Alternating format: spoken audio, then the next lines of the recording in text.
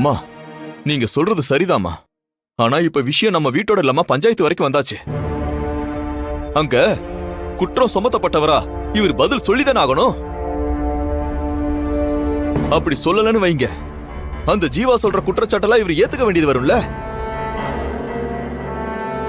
மகன்ற உரிமையையும் இதோ இந்த சொத்துல பங்கு கொடுங்கன்றத நானே தீர்ப்பு சொல்ல வேண்டியது வருமா?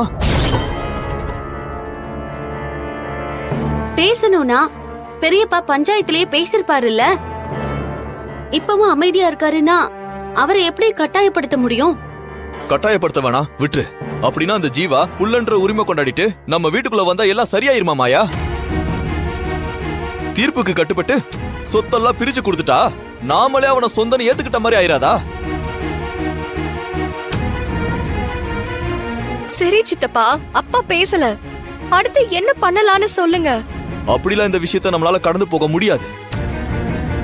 அண்ணிய பாருங்க, எல்லாரும் எப்படி மனசு உடைஞ்சு போய் உட்கார்ந்துருக்காங்கன்னு பாருங்க. நடக்கிற எல்லாத்தையும் பார்த்து அவங்க மனசு எவ்வளவு பாடுபடும். நான் இங்க அன்னிக்காவும் தான் பேசுறேன்.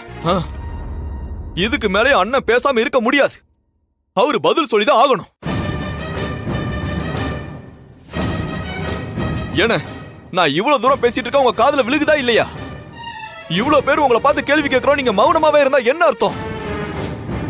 நீங்க வாயை திறந்து இப்ப பதில் சொல்லிதானே ஆகணும். நான் கேட்டுக்கிட்டு இருக்கேன்ல. மச்சான், என்ன மச்சான் நீங்க அவரை சொல்லு நீங்க கட்டாயப்படுத்திட்டு இருக்கீங்க?